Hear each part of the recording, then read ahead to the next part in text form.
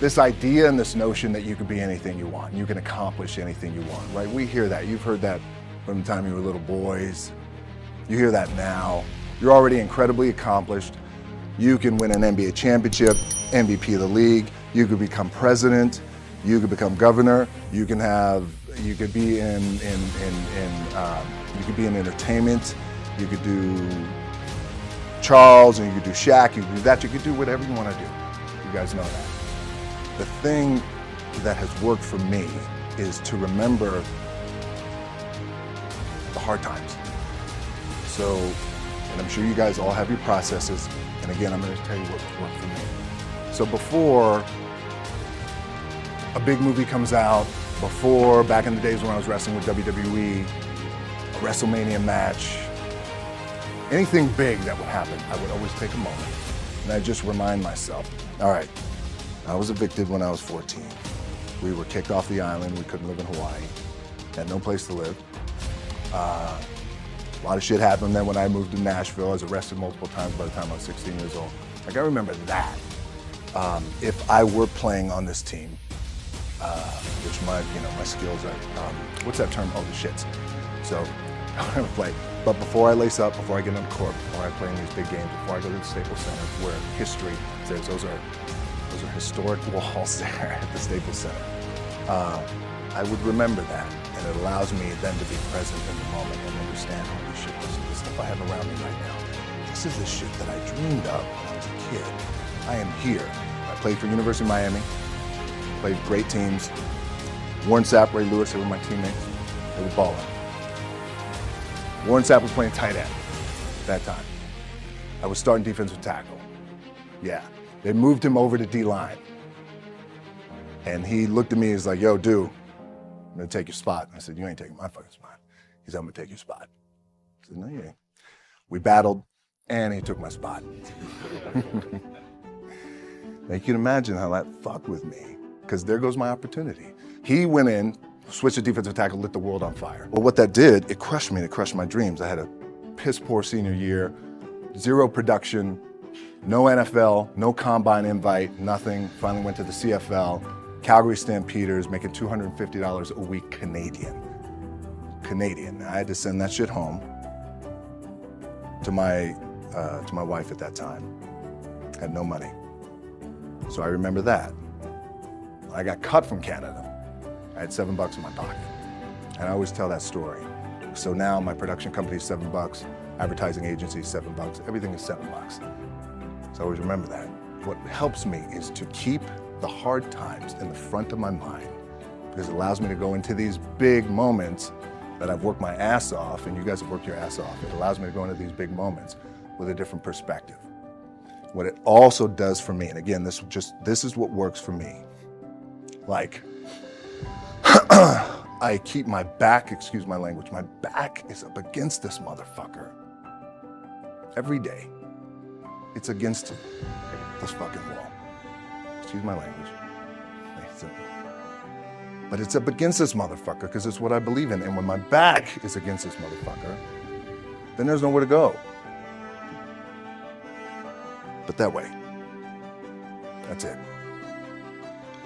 So I feel like this could be something, an ideology and mindset that could help you.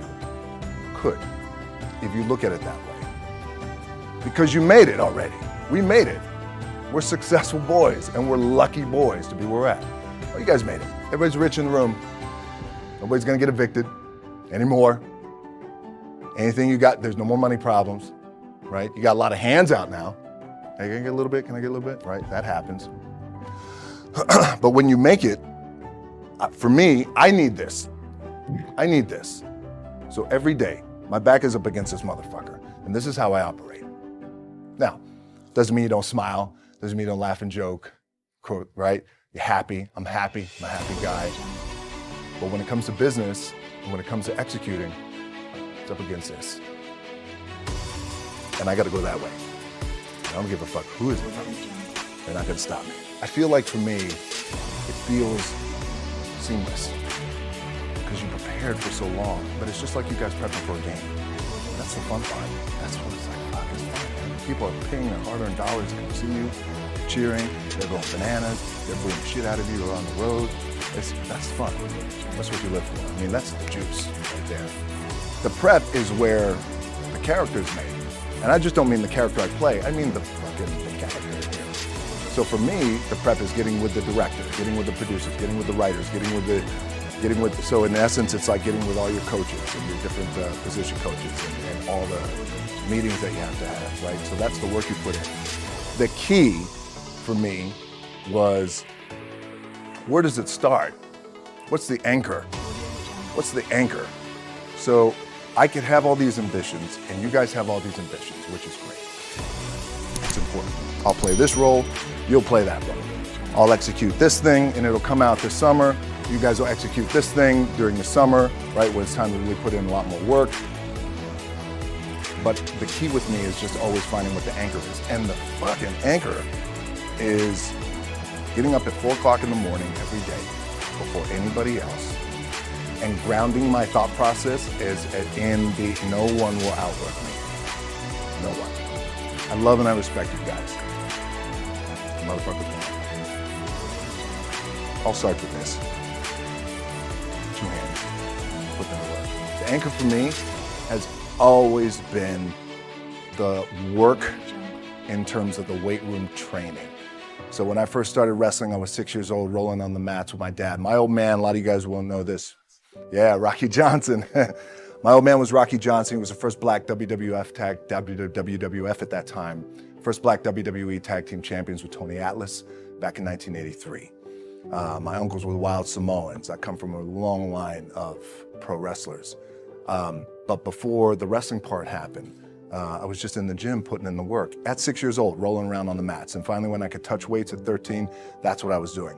But the weight part for me and the gym part has always has to be the anchor. Look, at the end of the day, like again, it's the kind of stuff that I talked about at top is I have to hold on to my dad in his pickup truck came down 4 o'clock in the morning, picked me up in Miami from Tampa. We lived in a little shitty apartment in Tampa. He drove down in his little pickup truck to Miami to get me when I was cut from the CFL. I was driving up I-75. I don't know if you guys are from Florida. Any of you guys, if you know, it's I-75 is like, especially down in Florida, Alligator Alley. I'll never forget it. It's 4 o'clock in the morning. And I thought, well, fuck. I leave home like you guys left home. I'm ready to tackle the world, get after it, achieve my dreams and goals. Fucking crushed by 22, 23 years old. Now I gotta move back in with my mom and dad. I played on great teams though. Wait a second, this is not supposed to be my future. I'm supposed to be in the NFL right now. I'm supposed to be making a lot of coin and buying my parents shit, buying me shit, taking care of my wife, but it never happened. So I pulled out my wallet, I thought, well, let me see how much money I have. I opened it up, I had a 5, a 1, and change. I'm not fucking around, well, at least I rounded up to $7. But I thought, God, ain't this a bitch? I got $7 in my pocket. Where the fuck do I go now? What do I do? I can't go back to CFL, because the point comes where you hear that voice, big run's over. Like, you're done, right? So I heard that voice. So as Coach was saying, man, I hold on to that shit, I'm telling you. My back is up against this motherfucker. We laugh, we joke, we have a good time. Press is always fun to do. Sometimes you gotta make it fun. That's another thing. You gotta do your best to make press fun if you can. But my back is still up against this motherfucker. I do not forget it. What this also helps me do, and again, it works for me, is at some point, you gotta be fucking tired of not being number one. You have to be, and you gotta fucking play angry. And I play angry. Now, I'm cool and calm with my approach. And when I step out on my field, which is a set or, like, there's some, and you're always gonna have haters, and haters are like, well, God damn, man, how many movies are you gonna make, or how much shit are you gonna do? Like, you do a lot of shit. I say, yes, it's my ambition. Of course, why not? I could do it.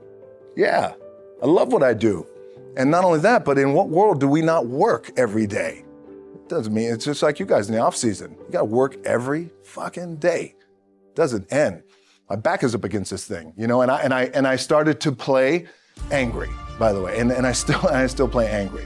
My last match, Brock Lesnar, transitioned, and I realized if I had to be great at something, I wanted to be great in this world of Hollywood and movie making and producing and entertainment, I had to commit, and like you guys have to commit. Obviously, you commit to something, commit to the goal. So I quietly retired. 2 years later, I thought, what the fuck did I do with my career? Because my movies were not doing well. I was written off. It was around 2006, 2007. I was like, God damn. I pulled a Jim Brown. I left when I was on top, like number one in the wrestling business, and I left. It was a ballsy, gutsy, some call it stupid move, but I had to commit and I had to follow what was in my gut. And at that time, I'll share this with you guys, and Will Smith is my boy, and I sat down at that time with the agency I was with, and they said, what do you want to accomplish? I said, I want to accomplish the world. I want the world, and I want Will Smith's career, and I said, and I mean this respectfully because I know he's here at this agency with us, I want to do it bigger and better. And they looked at me like I had 3 fucking heads, and they were like, okay. But I still stayed focused, and I still had still put in the hard work with my 2 hands, and that's it. And that's what it comes down to with you guys. One of the keys is, remember where you came from, keep that shit in the front of your mind, and when shit goes bad and it goes sideways, a lot of shit does, you're getting booed out of the fucking building, or you're coming through this injury, or people are writing you off, oh, you guys ain't gonna fucking make it, any of that shit. You gotta keep it in here. And it really it should drive you.